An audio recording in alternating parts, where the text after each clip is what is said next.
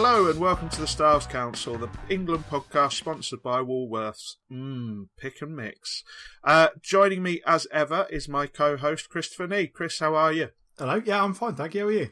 Yeah, not too bad at all. Not too bad at all. I have internet that is working longer term. I don't have a shoulder that is working longer term, but we will get there. So, quite interesting this one, Chris, because we're going to have a little look at a couple of bits of news first, but then we're going to go into have a little look at some winners and losers from the transfer market. And this was a pod we planned to do pretty much as soon as the transfer market closed. But I, unfortunately, thanks to Richard Branson, who personally hates me, I didn't have internet for a long time. I now do, but we have a little bit of hindsight already, and it's quite interesting actually. So, but first the news, John Craven style, and we have a couple of international retirements that I think it's worth talking about in a little bit more detail. As our last couple of pods, we've had actual football to talk about. First up, Chris, Yerry Cahill. Not played this season at all under Sarri. He is 33 years old. Just about fair enough, really. Yeah, so I did the one-man show, which was painful for me, and I'm imagining was pretty painful for any listeners as well. And covered these two almost retirements. And I think probably in both cases, but more so in Cahill's case, it's just the logical thing to do. I like that he's left the door open, but I think that retiring this way with a bit of class at the right time shows a measure of what Cahill's all about, really. I think his bigger issue is actually club football. He's obviously not in the right place if he wants to be seeing out his career with a bit of action under his belt. But what he's looking at in terms of competition for England at 33 without a starting shirt in the Chelsea team is insurmountable too heavy, Dave, do you think? I don't know if he's not getting in that England squad, is he? No. I mean, I quite liked his presence in the England squad recently, just with a sort of very young side, and he's not a character who you suspect is kicking over bins and upsetting people. So I think it was quite a good influence. But 33 years old, as a central defender, you have to be playing regularly because, like, so much of defending at that point is what's going on in your mind, isn't it? Because you've lost that yard of pace and that bit of physicality. So we try not to date these too specifically, but today I see in a lot of the papers it's quite clear he looks like he's going to ask for a move in January, and I think he's out of contract at the end of the season anyway, Chris. Into the Championship, please, Gary. Well, there is the Villa link is strong. The force is strong with this one. But I think it's just about fair enough. But the next one, Chris, I want to talk about in a bit of detail. As you can imagine, this one slightly disappoints me. And I'll get your read on it first. It's a fabulous footballer and allegedly not quite as nice a man, Jamie Vardy. My initial reaction was similar to my reaction to Cahill's retirement, and I kind of stick by it, and yet when England played against Spain and Switzerland in particular, we looked Vardyless. And I think a little bit of that is because Harry Kane isn't 100%. And I think when he is 100% and firing and he's got support around him, we don't need Vardy. Even as the plan B that we've spoken about him being. But when we needed backup, he would have been the first place to turn.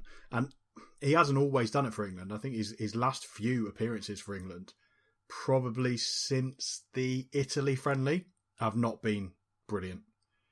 But, man, it would have been nice to be able to turn to him against Switzerland. And he is young enough to still get caps. And he's got few enough significant competitors to still get caps. And I understand his decision. And it's, it's his body. He's not lived a professional, elite professional footballer's life for the last 20 years. And at the age he's at, playing in the Premier League, he may well have just done the thing that he feels that he needs to do to get the most out of his club career. And I respect that. I'm not that fond of him, so I'm not going to lose any sleep out of him not playing for England again. But we could do with a proto-Vardy to replace him at the moment. Yeah, I think he's a wonderful striker. Yeah. I think if you play to his strengths, I think he's absolutely brilliant. On my other podcast, The Football Fives, which I also do with Mr. Chrisney, I waxed lyrical on more than one occasion about his goal against West Brom. I still think, in terms of pure instinct and that sort of split second decision making, I honestly don't think there's very many that are better than Jamie Vardy. No, he's got that thing. He's got what Jermaine Defoe can do at his very best. Yeah, with a bit of consistency layered on top of it. Yeah, that is a excellent comparison. It's that genuine ability to do the cliche of doing absolutely nothing for 89.5 minutes and then doing in 30 seconds doing something absolutely unbelievable and scoring the decisive goal. And as a man who loves his strikers, I look around England and I look a bit further beyond even into our under-21 team and our under-18 team, etc. Who, I mean, don't get me wrong, we've got some fabulous players coming through, but we haven't got another Jamie Vardy. The closest we've got is, I don't know, maybe a Tammy Abraham, who I'm not convinced about, if I'm brutally honest, and who is a completely different type of striker. Vardy looks incredibly old school, but is in fact a wonderfully modern player. And I am, regardless of what I may think of him as a man, I am genuinely disappointed that we can't call on him because, if you give me 100 England games and give me a choice of Danny Welbeck or Jamie Vardy, I'm taking Vardy every single time. Now, I know Welbeck has got a decent record internationally, but I just think England haven't played to Vardy's strengths and don't necessarily play to Vardy's strengths, but he's still a man I would love to see sitting on a bench. And you're exactly right. Our first two games, the Spain game is a bit of a different game because Spain are quite happy to keep the ball and they're quite happy to sit a little bit deep. But that Switzerland game, particularly the first half, when Switzerland were really putting some pressure on us, to have Vardy still on the halfway line as an outball. And I mean, don't get me wrong, Rashford didn't do anything particularly wrong, I don't think, Chris, here. But to have Vardy on that halfway line as the outball, I would have been, more than happy with that. But remember in the World Cup, after the big conversation about how Sterling was contributing some of the quiet stuff and his positioning was vital to how the team was playing. I can't remember exactly which game it was, but in the next one, it might have been Croatia even, possibly Colombia. England's favourite pass in the first half of a game was to try and get their left back turned on the halfway line with Sterling running with him. Yep. Vardy in that role against Switzerland would have absolutely torn them to shreds. Yeah, he would have done. And I mean, I completely appreciate that we're sort of in danger of ascribing him far too many gifts, really. But he is, genuinely somebody who considers himself a little bit of a student of strikers. In terms of that raw instinct, that half a second decision, that skill on the halfway line to just get you free, there are very few out there who are any better, and I mean worldwide. Now, his finishing could do with a little work. He often gets a bit snatchy. There are other parts of his game that could do with a bit of work. His defending and covering is not great, but He gives us something that Harry Kane doesn't. He gives us something that Marcus Rashford doesn't. He gives us something that Danny Welbeck doesn't. Gives us something that Tammy Abraham doesn't. You know, we have a limited set of options. So I'm disappointed, but I do wonder. I do wonder with Vardy if push comes to shove at the next Euros, he strikes me as a player who, if he did get a phone call to go for the summer, I think he probably would. I think he probably would. Lucatelli style. Yeah, I can understand him not wanting to go through the grind of the qualification process and everything else. But, you know, in a season and a half time, if he's still bagging them in left, right and centre, I would be very surprised if he doesn't, because there's nobody going to come through in that time who is, you know, going to completely radicalise us in attack or anything like that. So yeah, I Cahill, completely understandable. I have no issue with it. Thanks a lot, Gary. But Jamie Vardys, while I understand it, I am disappointed, to say the least. But anyway, new section done and dusted in 10 minutes. Efficiency. So we're going to talk a little bit about transfer window winners and losers. And as I said, I would suggest it's a more interesting conversation than it was when we first planned this about 6 weeks ago, because I have already shifted quite a lot of my views around. But we'll start. I think it's appropriate. We'll start with some winners. We'll start with some good news. Okay. So let's run through a couple, Chris. Yeah. So I mean, I've stuck with my original choices, and hindsight will play a part. But I think it's more interesting to look at the ones that I jumped at and see where they're actually at. Yeah. So my first winner was Demarai Gray, and he wasn't. You wouldn't describe him as on the fringes at Leicester City last season. He made 35 Premier League appearances, and he made 30 the season before. But a good deal of both of those were from the bench. He's 22 now, or was at the start of the season. He very nearly got himself an England cap. And he couldn't be in a better spot to get that senior call. He got the one for the game in Leicester. But I think he's there on merit. He's on the fringe of the England squad on merit. And the reason I've picked him as a winner from the transfer window is because Leicester lost Riyad Mahrez to Manchester City, which doesn't always mean a straight swap for Gray necessarily, but it did elevate his opportunities, and it certainly elevated his level of responsibility.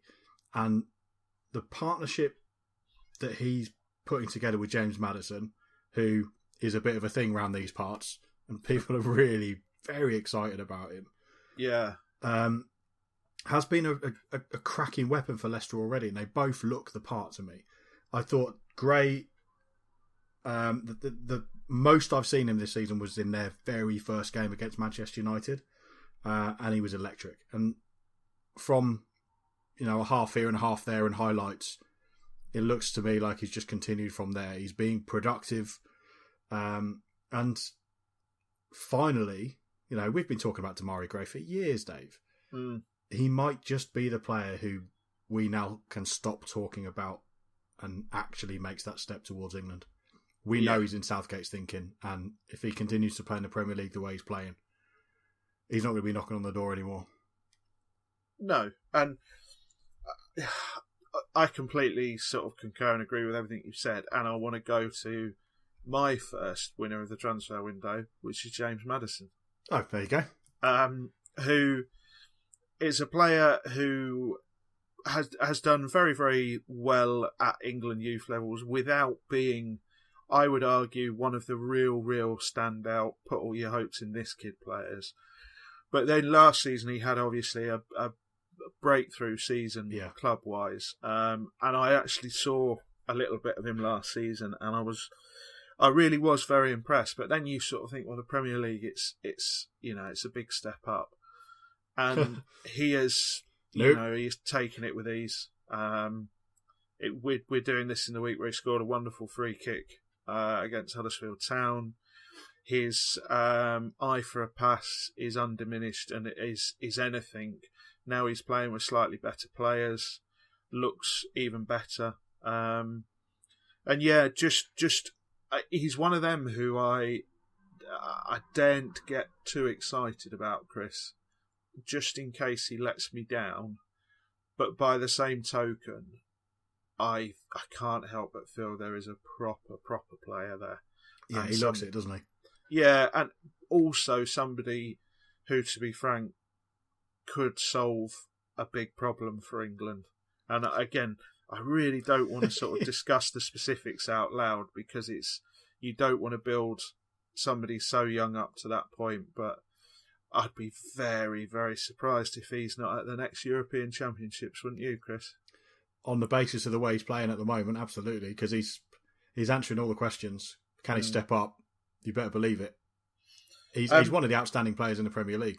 Yeah, so far this season. There's no doubt about that for me. My next transfer window winner is Luke Shaw. United linked with a host of left-backs over the summer. They signed Diego Dalot, who can actually play either side, and has played either side. But they didn't sign a specialist. So Luke Shaw had to come in via necessity at the start of the season, and has taken that chance. And I would say is 2/3 of the track down to nailing down that contract that he'd like. And I think there has always been a brilliant player there, and before the injury, he was just cranking into sort of top gear again. I think he's brilliant going forward. I think he's also really, really good going back. I have a far better opinion of him defensively than Jose Mourinho, to be frank. But he is somebody who I honestly think if they'd gone and got that left back, I think it would have finished him, Chris. Confidence-wise, mentally, everything else, I think he would have been done. And I think you'd have been looking at somebody who would have gone to a like a West Ham or someone like that, and absolutely killed their career for 2 or 3 years. And we'll come on to a player who I think has possibly done that at West Ham in a minute. But yeah, I think undeniably a transfer window winner, really. Your next one, Chris? Well, I'm with you on Luke Shaw, so I've picked a bit of a wild card in the Championship. Lewis Baker's a player we've had our eyes on for a while, from an England point of view, because of the way he's played at the underage levels. And it just seems like overnight, he's suddenly got a lot working in his favour. At 23 years old, he's been unable to progress from the 21s just yet. He's been loaned all over the Championship. He was at Borough last season. And almost all of his appearances at Borough came in the first few months of the season before Tony Pulis took over. Mm-hmm. So, yeah. So I've picked him because, all of a sudden, he's at Leeds United. He's got this pretty intriguing chance to make the grade. He's away from Pulis, which is a great start. He's landed at Leeds, which is even better. They've made a storming start under Bielsa with all the potential. Is Bielsa there? I'm surprised that's not come up. I'm surprised nobody's mentioned that. It's going to be quite a dramatic year for them, you would think, one way or another, because they're going to get promoted or they're going to implode. I think the former is most likely myself, but being a part of that as opposed to being a part of any number of other places Chelsea could have farmed him out to is going to work to his advantage. He's not featured that heavily for them so far. He's played in the League Cup for them. He's been off the bench. He was coming off an injury though when he got that move, wasn't he? So he's like Bielsa needs a player who is like at least 85% as a minimum, doesn't he? So. And let's be honest, he's going to need a lot of players. Yeah. So if Baker can make an impact in a good promotion season for Leeds, he might end up playing Premier League football by the age of 25, and he's in the frame then. I would agree with that. Very much agree with that. I've got another one, Chris, and I'm gonna listen and see if there is an audible eye roll. But there is no denying, down to this, not the paucity of options we've got, but due to the way we tend to go back to players now and then, thinking they'll be different when they actually aren't. There is no denying that Joe Hart moving to Burnley has been a massive tick for him, because not only is he back in the Premier League shop window playing week in, week out, to be frank, he's been playing in front of a defence that has given him the opportunity to look like a goalkeeper again. And I don't want him anywhere near the England squad. You don't want him anywhere near the England squad. But there is honestly no denying that he will be, when that's the next time we pick a squad, the way he's been playing for Burnley, he'll be in the reckoning again, Chris, without a shadow of a doubt. And as I said, it's not something, it's football violence, isn't it, Chris? Yeah. I understand it, but I can't condone it. That's the thing. And I think we're doing this from a point of view of, right, who's done well, who's suffered here, and you have to say, I mean, am I being mad, Chris, or do you agree? Should we move on to losers? Well, just before we do, there's just a couple of other people I want to mention. Callum Chambers, of whom I am a very big fan. He is only 23 years old. Christ, is he really? Yeah, he is strong, athletic, he's good on the ball. He needs Premier League football. Moving to Fulham, undeniably a good thing. He's already, I think, I haven't checked this, so I may be wrong, but I think he's already got 3 or 4 England caps. And he's certainly been in 6 or 7 squads. Particularly with Cahill going, I would like to think that Chambers can play his way back into contention.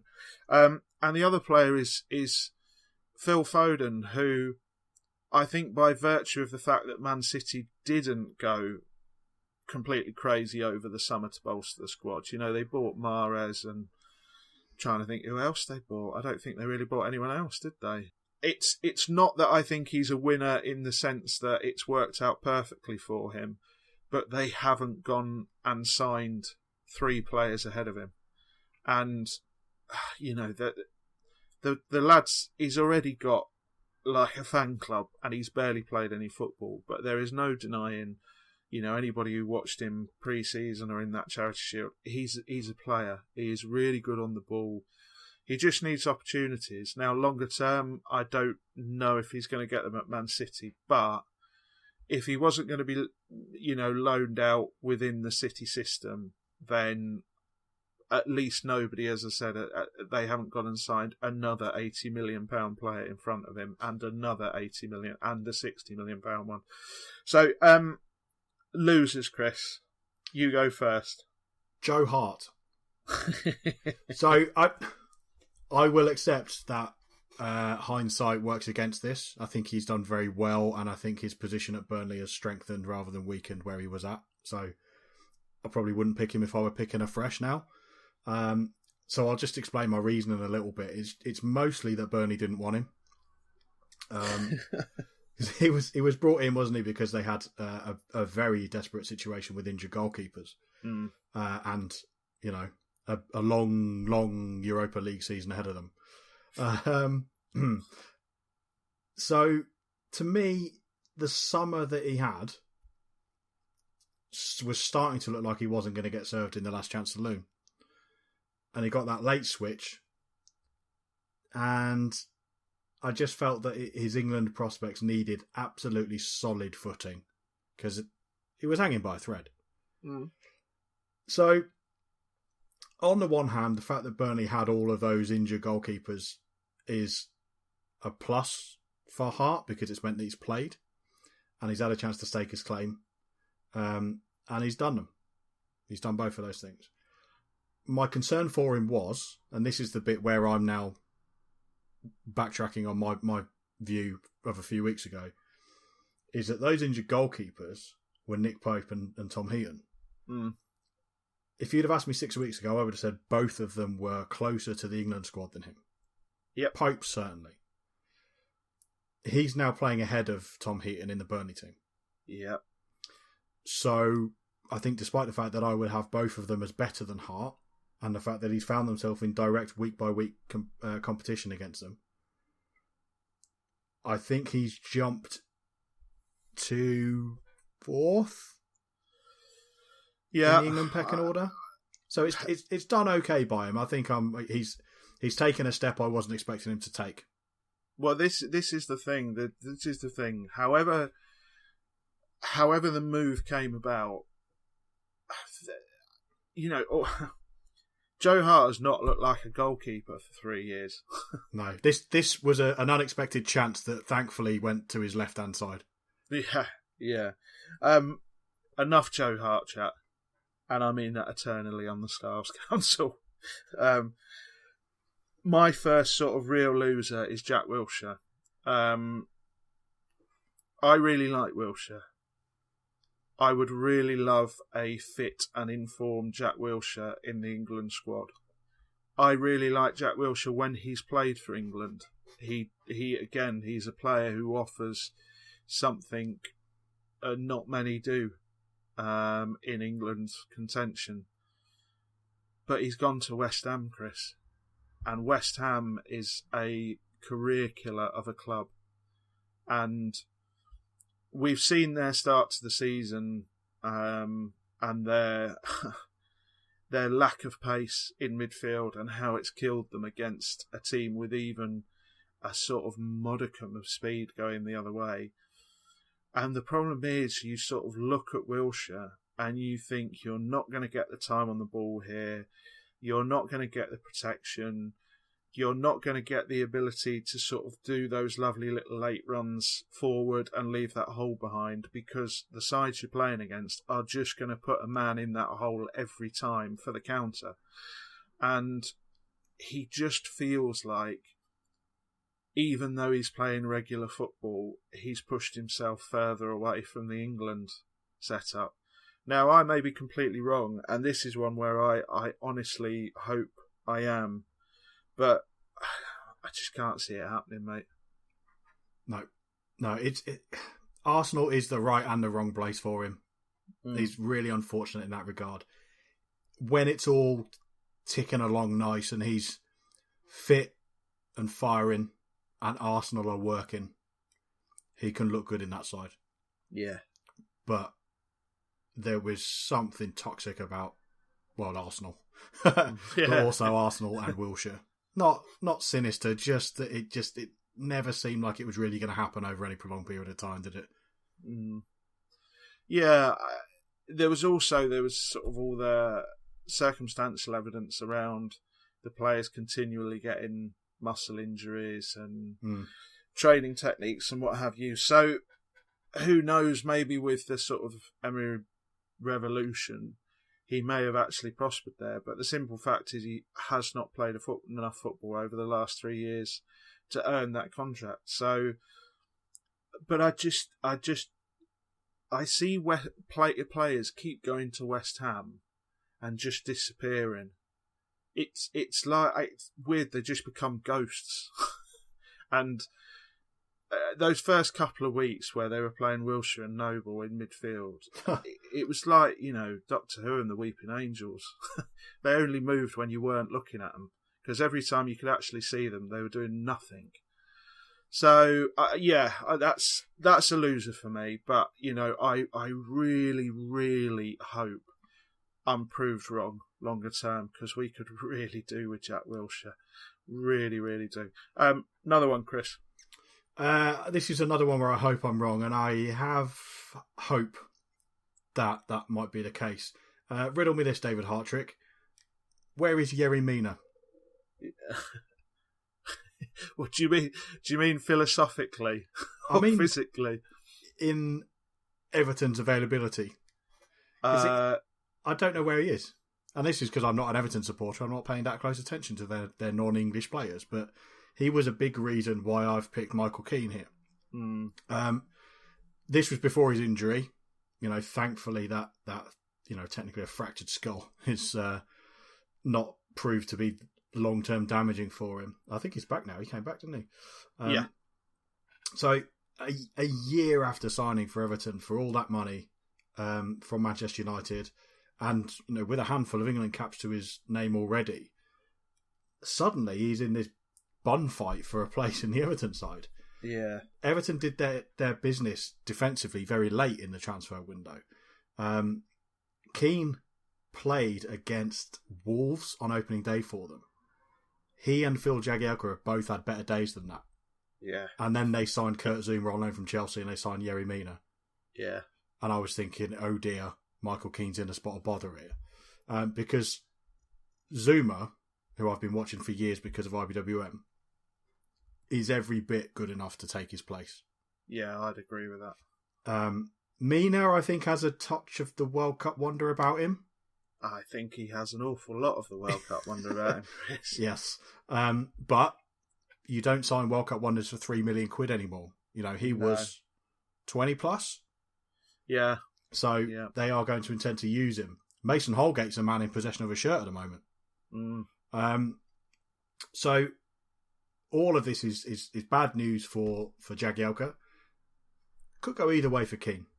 Yeah. He's young enough that it might be the making of him. Because if he's, the flip side is also true. He is good enough to unseat Zouma or Mina or Holgate from that lineup. And I don't know if he's necessarily first choice at the moment, but he's in there at the moment. And he may well stay there. And if he stays there, it's because he's bloody good at staying there. I wasn't sure I'd back him at the start of the season because clubs like Everton don't sign big international players on a whim. But if he can find some form alongside Zouma, alongside Holgate, all the better for England. And I hope he does it. When he was really looking shaky, he partnered Ashley Williams a few times, and Ashley Williams was absolutely a busted flush last season. Total liability. And has been for years, to be honest. Yeah. And I think that spell shattered his confidence. But again, I look at Keane and I look at Chambers and I look at that England squad, and there is a place there, Chris. There is a place available for somebody to step up and take it. And yeah, I can't disagree with you that the problem is the transfer window has really, it's almost taken it out of his hands. This is the issue, isn't it? Yeah. Because he is the very next time he gets an opportunity, he has not only got to take it, he's got to take it, stay consistent, and be like that from the first minute. And we've been watching football long enough to know it's just not easy for defenders to do that necessarily. So yeah, I can't disagree with that, and I think I want to stay at Goodison Park for my next one, who's a young man that I think we both like an awful lot, Chris, and I think we both had on our losers list, unfortunately, the way the transfer window worked out, and that's Ademola Lookman. Yep. Who got his move to Germany last season, impressed an awful lot of people, looks a very good player, in a position where England are blessed with a few very good prospects. But he suddenly now, by virtue of the fact that Everton have, who have they got? They've got Walcott, Bernardo. They've got about 6 or 7 wide players either side now. Mm-hmm. And you look at Lookman and you think he was completely priced out of a deal because he was wanted, and he wanted to go, completely priced out of a deal. And he is, he's going to spend as a minimum 3 months going backwards. there's no other way of saying it. And there is a young man who has a taste of first team football and quite rightly wants more. And I can only hope, Chris, that in January, you sort of sit there and you think, well, you it's very rare. Me and Chris edited a website called IBWM, and we did the 100 for years. And you had this horrible thing where you were looking at players between the ages, under the age of 21. And with a good half of them, Chris, you'll be the same as me. You were sat there going, just stay at the club you're at. Yeah. Just play football in an environment you're comfortable and just stay there. It's very rare you get a situation like this where you think, just go. Even if you go to the Championship, just go and play football. Play football. So it's a shame, that one. It's a real shame. I'm not saying he was, nailed on close to the England squad or anything like that. And we have got, I don't want to say the words Jadon Sancho again, but we've got a lot of players in these positions who are well ahead of him. But he just seems a million miles away now, to be perfectly honest. Yeah, he does. And that's the big difference, because playing first team football in the Bundesliga with his ability, there's every chance he would have shot up that list. Yeah. Because a big problem we have as England supporters at the moment is that a lot of our players are not playing. Yeah. So if we suddenly get one or two that are, they're going to shoot up the pecking order. Yeah. Just to round it off as well, I've another player who was in the reckoning for my losers list on the same basis as Lookman, i.e. didn't get a move he needed, was Danny Rose. Yeah. Who is playing really rather well. Now he looks like he's fit and raring to go, doesn't he? He's starting to... This is what I mean. I think this conversation has sort of changed so much over the last 6 weeks, really. Yeah. And, Rose is your litmus test there. We're 35 minutes, so we're running a bit long anyway. I just want one last name, Chris, and I want you to give me just a couple of sentences why you think winner or loser. Okay. Ruben Loftus-Cheek.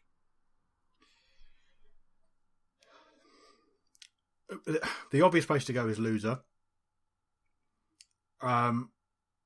Purely and simply because he should be playing football.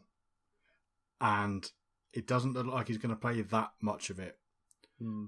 And Crystal Palace felt like a decent fit for him. And if he could find another decent fit, even at Palace, then it would have been beneficial for his England career. However, he's getting minutes for Chelsea, slowly but surely. And if he can get into that team, then he's really in business. Yeah. And if he can look around at a couple of the players who he's in that squad with, and I'm thinking of Kante, I'm thinking of Jorginho, who I think set a Premier League record at the weekend with something like 180 successful passes. I think I would love to see him play football week in, week out, but I can't help feeling even if he has the entire season and maybe gets, I don't know, maybe gets less than 10 starts but lots of minutes off the bench, I can't help but feel he might learn a thing or two this year. So where we're at, regularly coming off the bench for Chelsea puts him at more football than a lot of the England squad, to be honest. And I've seen quite a bit of criticism of him saying that he needs to work on his intelligence, his football intelligence. I can't help thinking working under Sarri, and as I said, with those players I've just mentioned around him, he has a chance to do that. So it's borderline. I think you can genuinely frame it either way. Yeah. You can say loser because he's not playing week in, week out. But I honestly think you could nudge him towards winner in the current situation. We've run long. We've got no Wall of Fame entry this week because we've run long, but we will get back to putting players up there very, very shortly. Another pod in a couple of weeks then, Chris? I should think so. I think we'll have an England squad to talk about, won't we? I would hope so, yeah, because we've got games in October, so we are right on top of them now. Yes, yeah. So thank you for listening as always. Say goodbye, Chris. Goodbye. And say goodbye, Dave, it says in the script. Oh, that's me. Goodbye.